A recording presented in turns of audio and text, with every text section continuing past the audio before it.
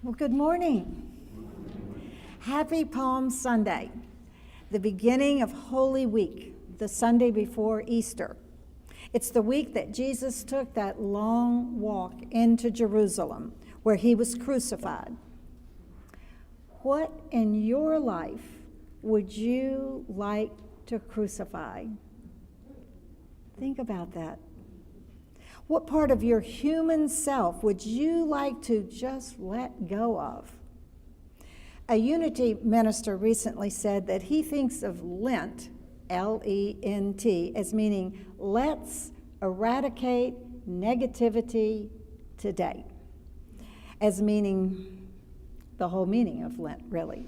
I like that, letting go of our fears and our anxieties, our doubts, our negative feelings about everything and everyone, including ourselves. Often, we're unconsciously afraid to let go of or crucify old patterns in ourselves because we kind of feel unconsciously insecure about who we will become. We've got our old self down, right? We know how to maneuver in the world as we are.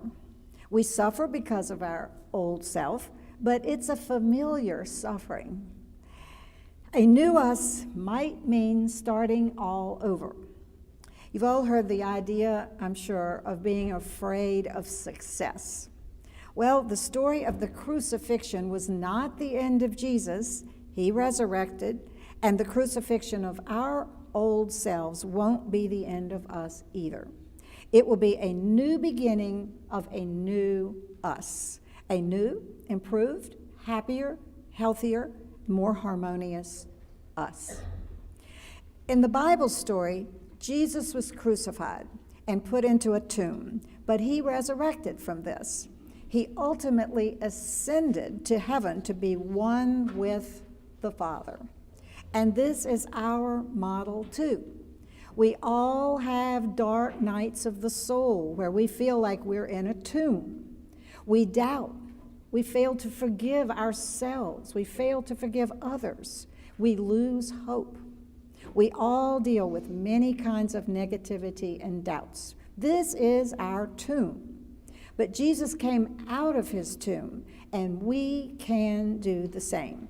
And this is the whole point of Palm Sunday and Easter, the story. Metaphysically, our going to Jerusalem, Jesus is going to Jerusalem, symbolizes going to a new order of things. This gets very involved, even parts of the body that it goes along with, which is in back of the heart, actually. Our consciousness is raised to a higher level when we take this trip to Jerusalem. But remember, on the way to Jerusalem, we have Good Friday and the crucifixion, or the crossing out in our consciousness of all that era thinking that no longer serves us to be the new people that we want to be. The rolling away of the stone at the opening of the tomb frees us to grow and to resurrect on Easter Sunday, and thus be all that we can be, all that we already are, but are not activating. So this is the week to look very deeply into ourselves and to be extremely honest about all the beliefs that are holding us back from resurrecting to our highest self, our Christ selves, the self that every religion and every spiritual school has taught us is our birthright. It's who we are, and it is a decision away. And we don't have to do it all ourselves either. We make the decision to do it, and then we ask for divine guidance, divine help. So, since the Easter story is about Jesus, the Christ consciousness that we want to resurrect in ourselves, it's appropriate that we should turn our attention to Jesus at this time. Who is this man Jesus? What does he represent to us here at Unity? Have you all ever asked that question of anybody? A lot of people have asked me, what is this Christ self that we want to resurrect in us? What does unity stand on this? Well, first of all, we need to distinguish between Jesus, the historical man, and Jesus Christ, the concept of an enlightened being. Two entirely different things. In unity, we believe that Jesus, the man, became primarily through his own efforts, Jesus the Christ. We believe that he evolved into what is called Christ consciousness. Now, all the historical details and theological arguments and possible contradictions are basically irrelevant. The idea of a Christ state of consciousness has been around much longer than 2,000 years. It's an integral part of Hinduism and Buddhism for sure, but at Unity and in the West, we focus on Jesus's attainment of this exalted state of Christ consciousness, which in the West we call manifesting heaven on earth. Jesus clearly told us that whatever he accomplished, we could too. And we at Unity take that at face value. We believe that this evolved state of being is who we really are, and that we too can realize that joy and harmony and love and peace. So who is Jesus Christ in Unity? Well, Reverend Robert Brummett, who has educated an entire generation of Unity ministers at Unity Village, says this, and I quote, "In Unity, Jesus is our elder brother, our way shower, our teacher. He serves as an archetypal pattern, which serves as the pattern for our own spiritual development." We need to crucify this human programmed part of us so that we can let our true selves, our higher selves, come forth and rise up, resurrect, and then ascend to be at one with the Father. Being one with the Father is another way of saying being at one with all of life, because God is the only power in the universe. We too have the capacity to ascend to this heavenly state, this kingdom of heaven on earth. At Unity, we know that every person, place, and event in the Bible is a symbol of a part of our spiritual consciousness. Thus, every event in the life of Jesus represents an activity that takes place within our own consciousness in the process of our spiritual awakening. So over the next few weeks, we'll be looking at the various phases of the life and ministry of the master teacher, Jesus the Christ, so that we can understand and discover how each of these relates to the development of our own spiritual mastery. It's the yoga of Jesus, which incidentally is the title of the last book that we studied in Renee and Bert Lattimore's Sunday school class, the yoga of Jesus. Now, there are 4 phases to Jesus' development, and thus to our own spiritual development. Phase 1 is incarnation and discipleship. Phase 2 is the crucifixion stage. Phase 3 is the resurrection stage. And stage 4 is co-creation and world service, which is what we do naturally when we ascend to a place where we know that we are all one in this world. This morning, we're going to talk about incarnation and discipleship. And I'd like to begin by reading to you from the first chapter of the Gospel of John. "In the beginning was the Word, and the Word was with God, and the Word was God. And the Word became flesh and dwelt among us, full of grace and truth." The Word that is referred to is the incarnation of the Christ idea into form, in this case, the form of Jesus of Nazareth. But it also refers to the Christ of your being, which is incarnated in the form of your body and your personality.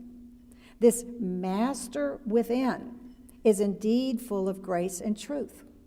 This inner Christ is indwelling in you as you. It is the perfect, complete you in human form, the you that can express its divine perfection on this plane of existence. Though it is perfect and complete, it exists now only as a latent force within you until it is awakened by you. The awakening of human personality to something greater is what we call discipleship.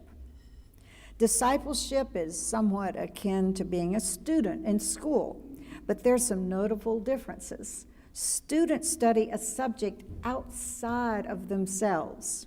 Disciples discover what is already within. For example, I teach French. My students come to me with no innate knowledge of French 3, 4, and 5. There is a body of knowledge out there, and I have to get my students to that body of knowledge. On the other hand, I facilitate a Course of Miracles class at Unity. The members of this class come completely equipped to become enlightened. All they need to do is unlearn certain negative programming so that they can access that place in them that can see the world and others with what we call Christ vision. So discipleship is the process of awakening what is latent within us, not learning something new at all. It's not receiving instruction from some outer teacher. It's discovering our inner wisdom. Outer teachers can serve as a catalyst or a trigger or a mirror maybe, which awakens the human mind to that light within. But spiritual teachers cannot give disciples anything they don't already have within. It's not an intellectual endeavor. A basic requirement to discipleship is a courageous self-honesty. The disciple must put self-honesty above the need to protect his or her own self-image. The disciple must be willing to let his or her ego be wounded in this quest for truth about himself or herself. Discipleship is not for the faint-hearted. I'm sure some of you know that song, Onward Christian Soldiers. That says it right there. The courage of a true spiritual warrior is needed to make this journey. It truly does take a spiritual warrior to face up to all of our ego defenses.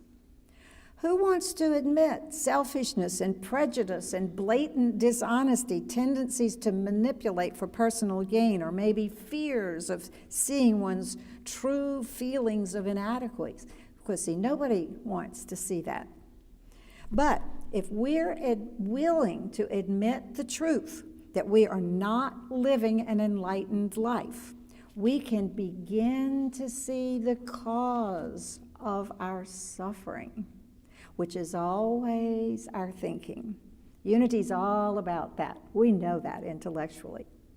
And then at that point, we can then look to see how to end our suffering, which is to change our thinking. Unity has many tools for that: affirmations, meditation, prayer, and study, and the support of an entire congregation to positively reinforce you on that score. Another requirement of the disciple is non-judgment. Now, non-judgment is acceptance, non-resistance. Non-judgment is forgiveness, compassion, and acceptance of ourselves and others and situations. Another tool of the disciple is trust. Trust in the form of total and complete surrender to this process, this letting go of our old self. The disciple soon learns that victory comes only through total surrender. One learns that it takes much, much more courage to surrender than to fight.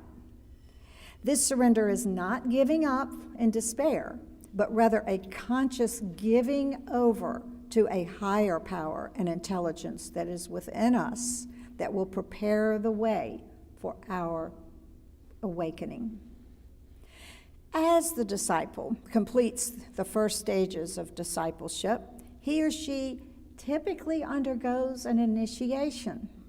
This initiation is both a recognition of attainment and a time of testing to prepare the disciple for the next step. Jesus underwent such an initiation with John the Baptist.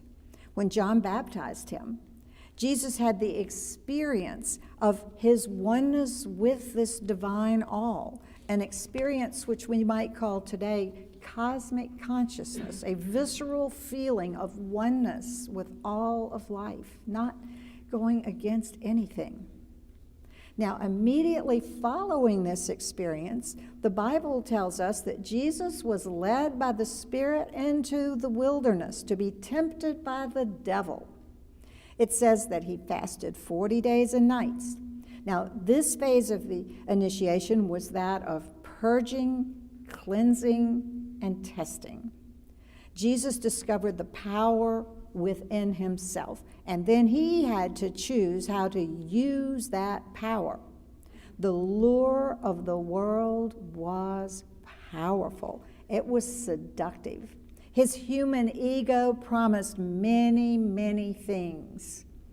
In the Gospel of Matthew are recorded these words: "The devil took him to a high mountain and showed him all the kingdom of the world and the glory of them. And he said to them, 'All these things I will give you if you just fall down and worship me.' But Jesus said, 'No, get thee behind me, Satan.'" Metaphysically, Satan represents the lure of the world and materialistic values and the ego over eternal wisdom and being at one with all life. We too are confronted with that devil within us, that very human part of ourselves, which is always asking, "What's in this for me?" We too must consciously and continuously make the choice to serve only our highest selves. So we must let the ego be our servant and not our master. And so Jesus chose to serve the Lord of his being, the Christ within, rather than his human ego. It says that angels came and ministered to him. When we overcome the temptations of the ego and serve totally our higher selves, our divine selves, and we draw upon all kinds of powers and higher realms, and we are continuously nurtured and protected by cosmic forces that we do not understand intellectually, but it happens. We start resonating with these higher forces that we allow to be activated within us.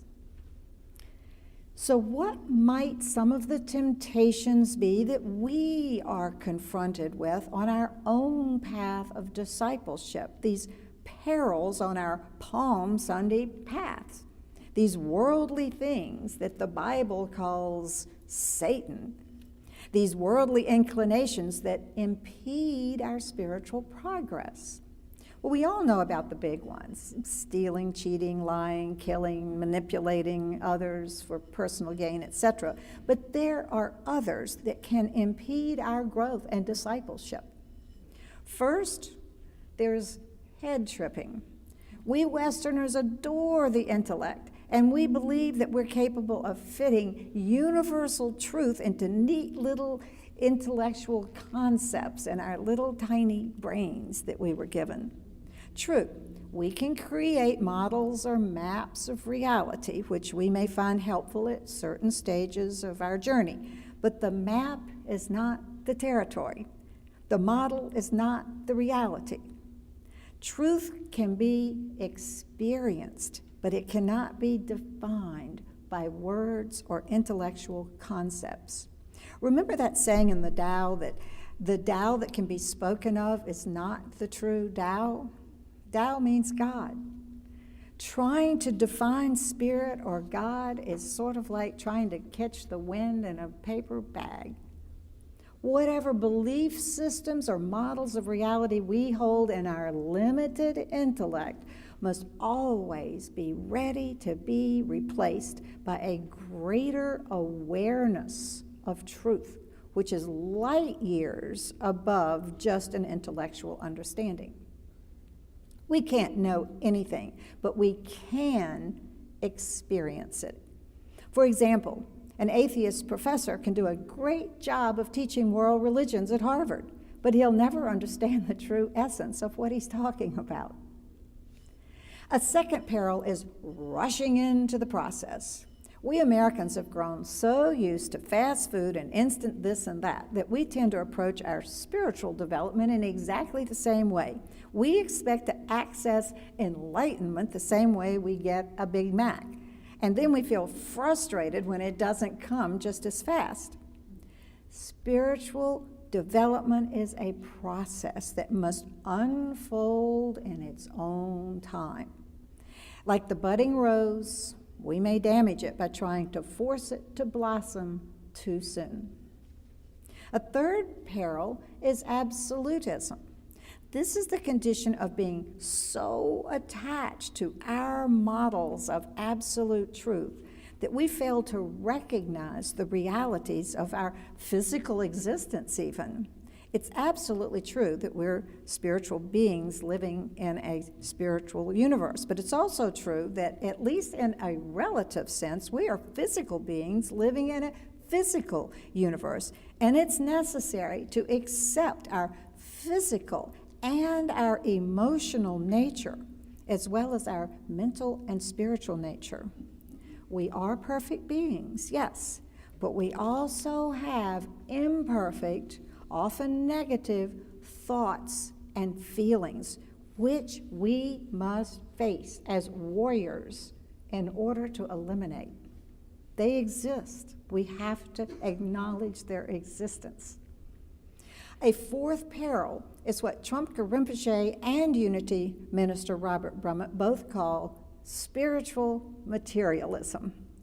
We may succumb to the temptation of using spiritual principles for the purpose of personal gain, improving our outer life rather than developing our inner life. We forget what Jesus said when he said, "Seek first the kingdom of heaven, and all else will be added unto you." Our purpose for seeking should not be to obtain all else or impress others with spiritual attainments. Spiritual materialism can be in the form of spiritual snobbery, thinking that we're better than others because we know the right way. We're more enlightened.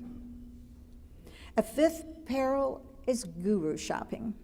Guru means teacher.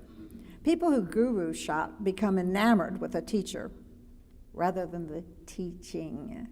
Maybe the teacher is very intelligent or cool or flamboyant or otherwise impressive on the relative plane, but the teachings themselves may lack truth. One is entertained for an hour, maybe even awestruck by the person in delivery, but when we leave, we have nothing enduring left. Plato called the first type of teachers sophists. He called that sophistry. They are people who are trained to dazzle and impress and convince, but they're not necessarily perpetrators of the truth. The second type of teachers are like Jesus Christ. They help us evolve. We all get tempted by Satan, that is, worldly values and people and illusions. But to truly evolve and resurrect from our old selves, we must be discriminating like Jesus, the way shower, who did not succumb to worldly promises of grandeur. We too can overcome temptations that distract us from our path of righteousness and wisdom and genuine growth. Yes, there's Definitely some possible perils on the path. I just named 5.